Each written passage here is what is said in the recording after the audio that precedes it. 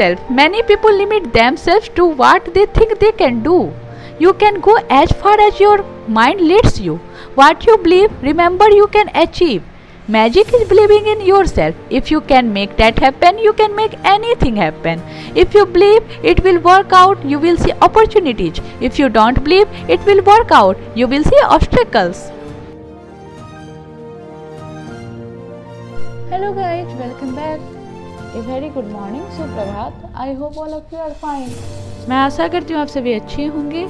अगर आप लोगों को वीडियो पसंद आए तो चैनल को सब्सक्राइब कीजिए, वीडियो को लाइक कीजिए, शेयर कीजिए, कमेंट कीजिए एंड नेक्स्ट वीडियो की नोटिफिकेशन के लिए बेल आइकन को प्रेस कीजिए. तो चलिए आज का टॉपिक स्टार्ट करते हैं. लेकिन हर रोज की तरह जो हम लोगों ने कल पढ़ा था थोड़ा उस पर डिस्कस कर लेते हैं ताकि रिवाइज हो सके. तो कल प्रीवियस वीडियोज में, कल की वीडियो में मैंने बताया था ए पेयर, कल हम लोगों ने पढ़ा था ए पेयर ऑफ ओवाडक्ट. ठीक है, ये मतलब फीमेल रिप्रोडक्टिव ऑर्गन के बारे में हम लोगों ने पढ़ा था. तो फीमेल रिप्रोडक्टिव ऑर्गन में जो जो भी चीज़ है वो हम लोगों ने पढ़ लिया सारा कुछ. ए पेयर ऑफ ओवाडक्ट में जितना कुछ था वो हम लोगों ने पढ़ लिया. फिर हम लोगों ने कुछ ग्लैंड्स पढ़ा था, मेमोरी ग्लैंड वगैरह, प्रोलेक्टिन, ऑक्सीटोसिन, ये सब हम लोगों ने पढ़ा था कल. ठीक है, तो जिन्होंने नहीं देखा है वो प्रीवियस वीडियो जाकर मेरी देखिए. ठीक है, और नोट डाउन करें, एग्जाम पॉइंट ऑफ व्यू से सारा कुछ हेल्पफुल है. अब चलिए आगे बढ़ते हैं, आज का टॉपिक पढ़ाते हैं. आज है मेंस्ट्रुअल साइकिल. ठीक है, मेंस्ट्रुअल साइकिल क्या होता है. ठीक, अब देखिए मेंस्ट्रुअल साइकिल क्या है. यहाँ पे देखिए जो डे 1 से डे 28 तक का जो ये रहता है साइकिल होता है. ठीक है, जो एवरी मंथ जो एक क्रिया होती है फीमेल बॉडी के अंदर जो होती है एवरी मंथली जो क्रिया होती है डे 1 से लेकर डे 28 तक, उसको हम लोग बोलते हैं मेंस्ट्रुअल साइकिल. ठीक है, और उसके बाद अब देखते हैं, आइए यहाँ पे देखिए मेनार्क. ठीक है, when first time menses comes in the female is known as menarche. जो पहली बार जब मेंस आती है फीमेल में, ठीक है, फीमेल में जब महिला में जब पहली बार जब मेंसेस आती है गर्ल्स में, ठीक है, तो जो वो पहले फर्स्ट टाइम के मेंसेस को हम लोग क्या बोलते हैं, मेनार्क बोलते हैं. उसका एज कितना होता है, it occurs in the age of 11 to 14 years in female.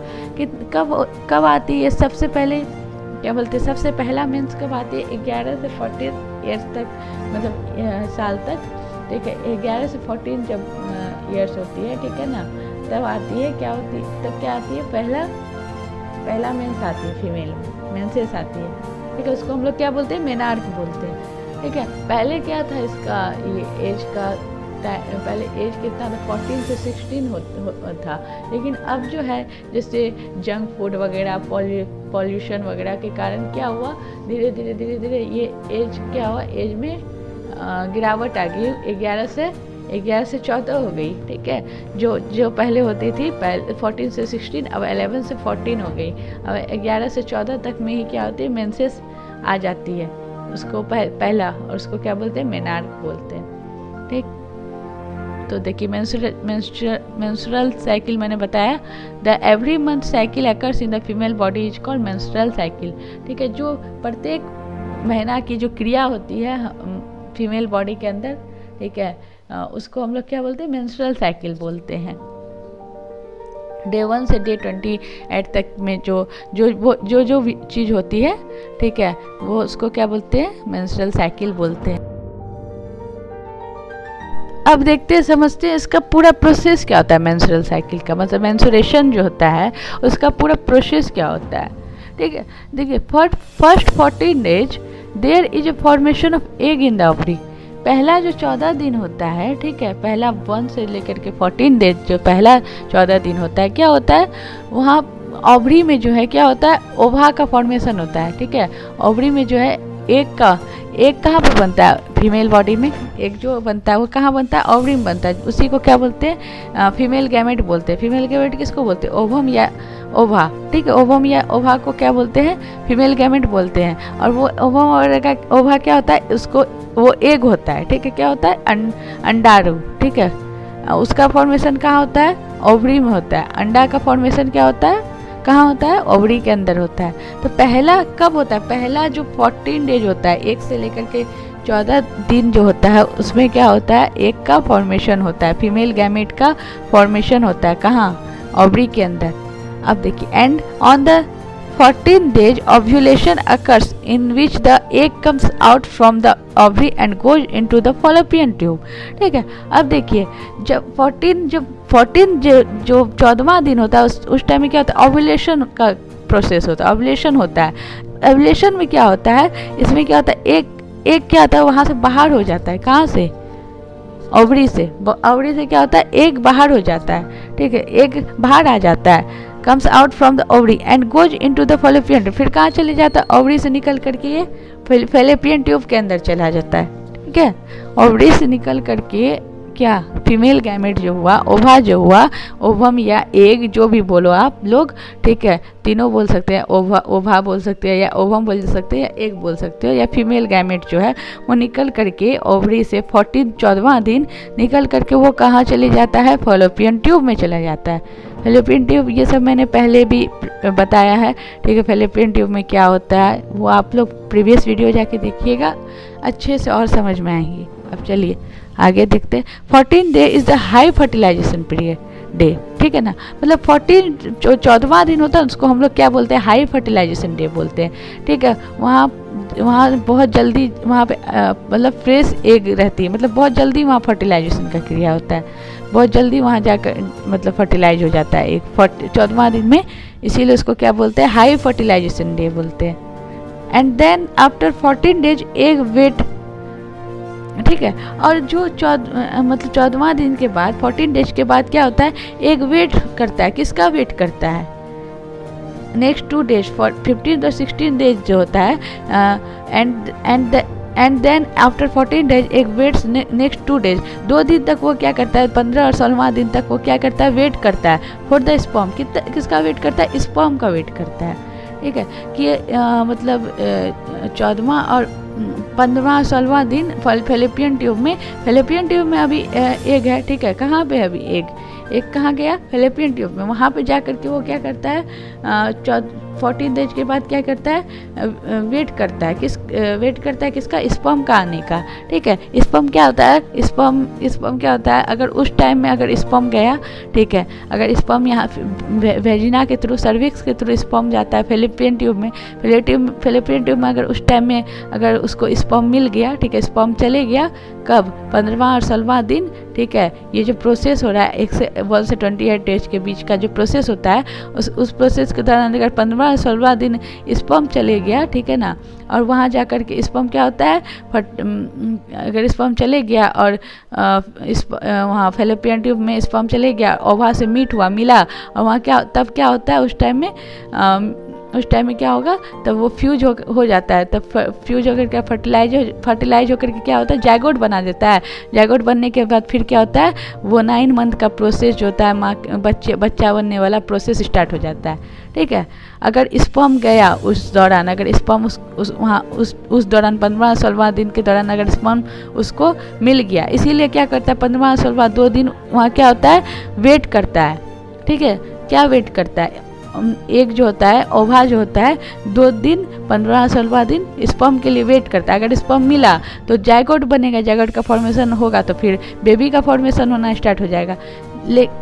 लेकिन जब स्पर्म नहीं मिलता है उसको, this 2 days are the low fertilization day. यहाँ अभी इस 2 दिन को, 15वां और 16वां दिन को क्या बोलते हैं, लो फर्टिलाइजेशन डे बोलते हैं, ठीक है। On 16th day, when male gamete sperm not comes into the fallopian tube, then the egg start getting ruptured, ठीक है। जब उसको 15वां-16वां दिन वेट करता है, जब लेकिन 16वां दिन अगर उसको मेल गैमेट स्पर्म नहीं मिलता है, ठीक है, स्पर्म नहीं आता है, अगर स्पर्म नहीं आता है फैलोपियन ट्यूब में, ठीक है, तो क्या होता है, एक क्या होता है, वो क्या होता है, रैप्चर होने लगता है। एक क्या होता है, रैप्चर, टूटने लगता है। क्या होता है, टूटने लगता है। एक टूट जाता है, ब्रेक हो जाता है, कब, 16वां दिन जब स्पर्म उसको नहीं मिलता है तो।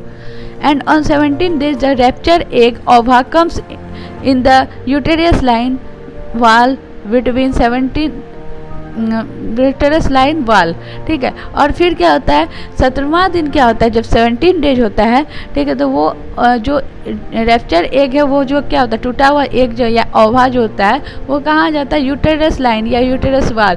उसको हम लोग और क्या क्या बोलते हैं, यूटेरस लाइन को यूटेरस वाल बोलते हैं या उसको वॉर्म भी बोलते हैं, ठीक है, ठीक है। वो कहाँ जाता है वो टूटा हुआ एग, यूटेरस लाइन मतलब गर्भाशय में आ जाता है, वॉर्म में आ जाता है, या यूटेरस लाइन गर्भ की नली के पास वो क्या आ जाता है टूटा हुआ एग, ठीक है। कब 17वां दिन में, जब उसको स्पर्म नहीं मिला 16वां दिन में तो वो क्या हुआ रैप्चर हो गया, ब्रेक हो गया। और वही रैप्चर एक 17वां दिन में कहाँ जाता है, टूटा हुआ ब्रेक एक कहाँ जाता है, यूटेरस लाइन में या वाल में। Between 17 to 28 days when rupture ovary enters into the uterus wall, swelling occurs in the uterus wall and the blood is present in it, ठीक है।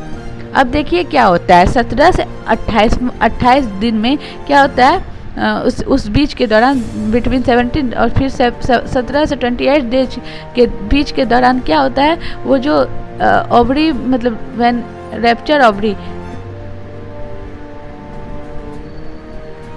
When rapture egg इंटर्स into the uterus वाल, क्या होता है 17 से 18वां दिन में जब रैप्चर एग जो होता है टूटा हुआ अंडा जो होता है, ठीक है, टूटा हुआ जो ओवा होता है वो कहाँ यूटेरस वाल में जब इंटर होता है, जब वहाँ पे पहुँचता है कहाँ पे यूटेरस वाल में, तो वो यूटेरस वाल क्या होता है धीरे धीरे क्या होता है स्वेलिंग होने लगता है उसमें। यूटेरस वाल जो होता है वो फूल जाता है, क्या होता है उसमें स्वेलिंग होने लगता है इन द यूटेरस वाल and the blood is present in. फिर क्या होता है वो जो स्वेलिंग हो जाता है, ठीक है, वो जो टूटा हुआ ओवरी उसके अंदर जाता है 17 से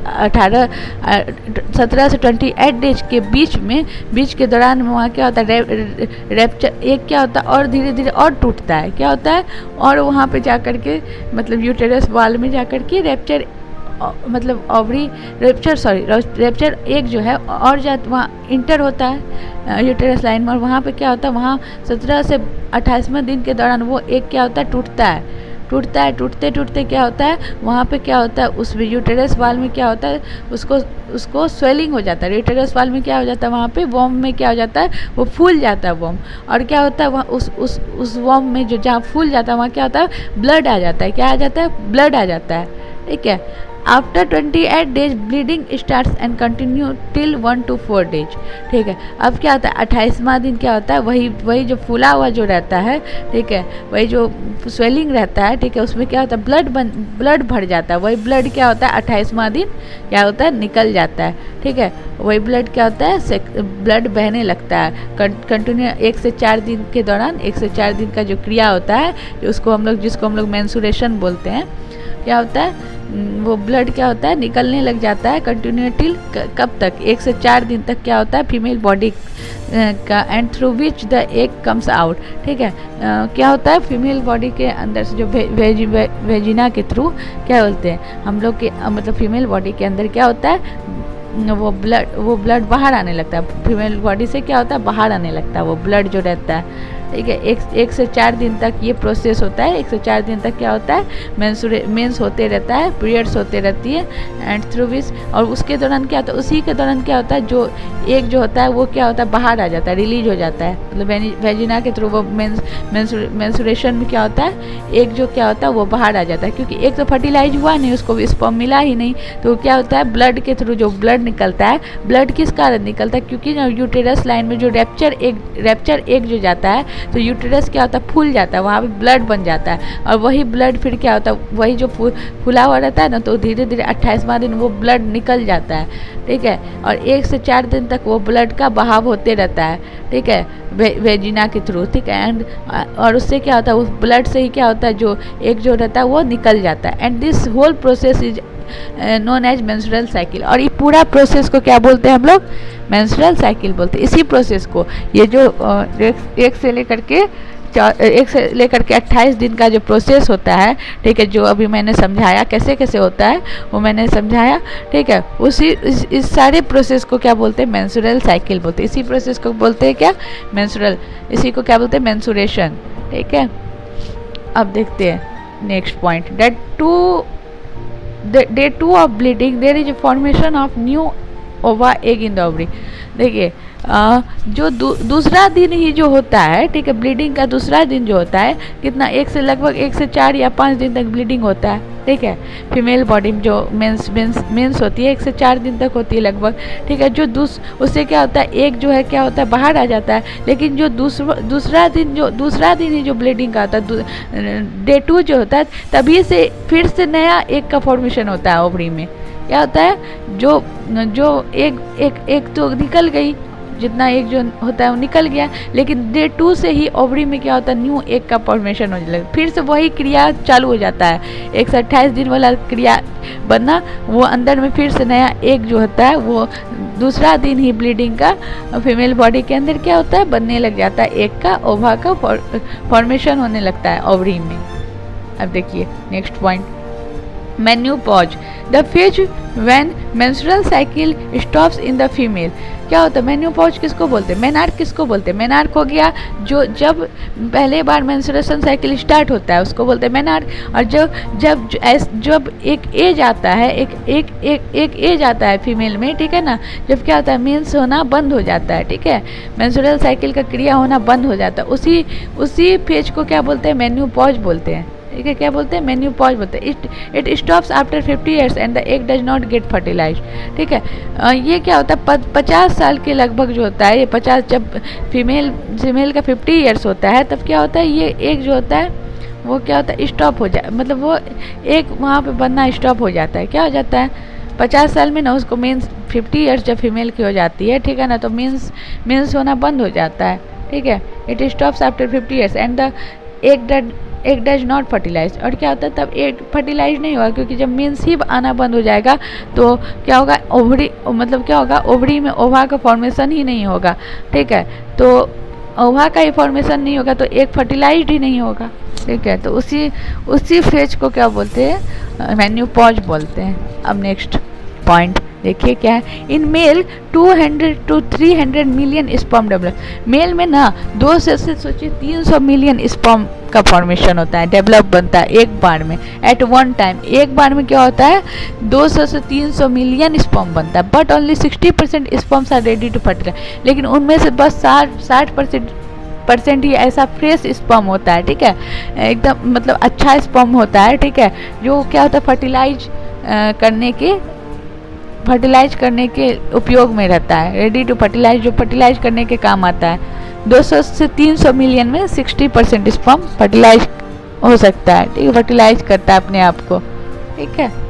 अब देखिए next point, in sperm formation testosterone hormone is helpful, ठीक है।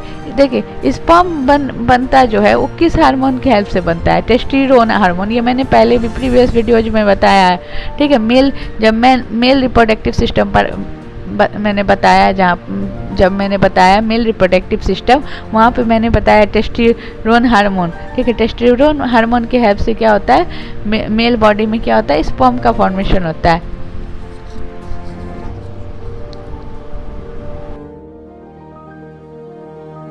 अब आते हैं देखिए next point, in sperm and ova individually there 23 chromosomes and chromosomes are denoted by N, ठीक है।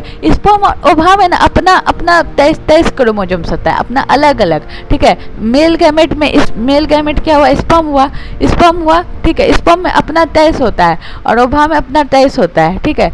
अलग अलग 23 क्रोमोसोम्स होता है दोनों में, ठीक है। अगर एक में ही 23 पेयर क्रोमोसोम पाया जाता है, ठीक है। अगर फीमेल बॉडी में ही 23 पेयर्स क्रोमोसोम्स पाया जाता तो उसको मेल का आवश्यकता ही क्या पड़ता, तब तो 23 पेयर्स रहता तो क्या बोलते, वो अपने से जाइगोट का फॉर्मेशन उसके अंदर हो जाता, खुद ब खुद हो जाता, ठीक है, उसको मेल का जरूरत ही नहीं पड़ता, ठीक है। तो यहाँ पे अच्छे से समझने की कोशिश कीजिएगा। देखिए कि 23 ही क्रोमोसोम्स स्पर्म में होता है, ओवा में भी अपना अलग 23 होता है, ठीक है।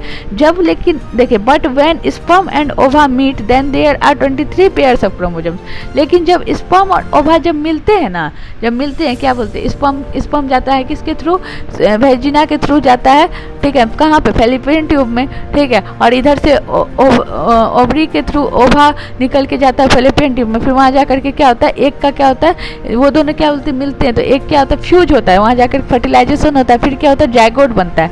तो वहाँ जाकर क्या होता है, इधर से जाता है, देखिए यहाँ पे स्पर्म इधर से जाता है, क्या बोलते हैं, अपना अकेले इंडिविजुअली स्पर्म 23N जाता है, ठीक है, इधर फिर ओवा जाता है 23N, फिर दोनों जाकर के 2N बना लेता है, क्या होता है 2N, N और N क्या हो गया 2N बना लेता है, और क्या होता है 46, क्या हो जाता है टोटल 46, और पेयर में क्या हो जाता है 23, वहाँ जाकर क्या हो जाता है 46 क्रोमोजोम बना लेता है, मतलब पेयरिंग में 23, पहले दोनों अलग अलग क्रोमोजोम जाता है, 23 सेपरेट जाता है, ठीक है, स्पर्म और ओवा से, लेकिन वहाँ जाकर के जब फर्टिलाइज होता है फैलोपियन ट्यूब में जाकर के, जहाँ फिर क्या होता है जब इसी के हेल्प से क्या होता है, जब मतलब पेयर्स में, जब 23 पेयर्स में जब क्रोमोजोम जाते हैं, मिलते हैं, तभी क्या होता है, which helps in the formation, तभी जाइगोट का फॉर्मेशन होगा। जब पेयर में क्रोमोजोम्स होंगे जाकर के मिलेंगे, मतलब 23 इधर से आता है 23, तब जाकर के दोनों मिल जाते हैं और 46 क्रोमोजोम्स बना लेते हैं, तभी क्या होता है, जाइगोट का फॉर्मेशन होता है। अब देखिए next point, only 23 chromosomes are known as haploid, ठीक है, जब सिर्फ 23 क्रोमोजोम्स होंगे, पेयर में नहीं, यहाँ देखिए ध्यान से देखिएगा, जब सिर्फ 23 क्रोमोजोम्स होंगे तो उसको क्या बोलते हैं, हैप्लॉइड बोलते हैं। जब अलग, मतलब अलग फीमेल में 23 हुआ ना, और मेल में 23 हुआ ना, मतलब स्पर्म में 23 हुआ, ओवा में 23 हुआ, ये अलग अलग जब होता है, ठीक है, सेपरेट होता है, इंडिविजुअली होता है अलग अलग दोनों में, तो उसको हम लोग क्या बोलते हैं, हैप्लॉइड बोलते हैं। And the cells in which 23 pairs of chromosomes are known as diploid, ठीक है, और लेकिन क्या बोलते हैं वहाँ, लेकिन जब 23 पेयर्स में होते हैं, ठीक है, क्रोमोजोम्स, ठीक है, जब 23 पेयर्स में जब जा करके मिलते हैं, देखिए अभी मैंने बताया जा करके जब मिलते हैं कहाँ पर, फैलोपियन ट्यूब में, तब क्या होता है, पेयर में वो जा करके मिलते हैं, दोनों जाते हैं और एक साथ मिल जाते हैं, फ्यूज हो जाते हैं, मीट हो जाते हैं, तो क्या होता है, इसका 23 चले जाता है स्पर्म का, और इसका 23 अलग अलग जा करके क्या होता है, फैलोपियन ट्यूब में मिल जाते हैं, तो जहाँ उसको क्या बोलते हैं हम लोग, जब 23 पेयर्स में क्रोमोजोम्स होंगे तो डिप्लॉइड होगा, लेकिन जब सिंगल दोनों में इंडिविजुअली सेपरेट होगा तो उसको हम लोग क्या बोलेंगे, हैप्लॉइड बोलेंगे, ठीक है। मेल फीमेल में जब सेपरेट होता है 23 क्रोमोसोम तो हैप्लॉइड, लेकिन 23 पेयर्स में जब होंगे तो उसको हम लोग क्या बोलेंगे, डायप्लॉइड बोलेंगे। अब नेक्स्ट पॉइंट, स्पर्म एंड ओवा इज हैप्लॉइड। स्पर्म और ओवा क्या होता है, 23 होता है, 23 इसमें होता है, 23 इसमें होता है, दोनों में सेपरेट इंडिविजुअल होता है क्रोमोसोम्स, तो स्पर्म और ओवा क्या हो जाता है, हैप्लॉइड हो जाता है।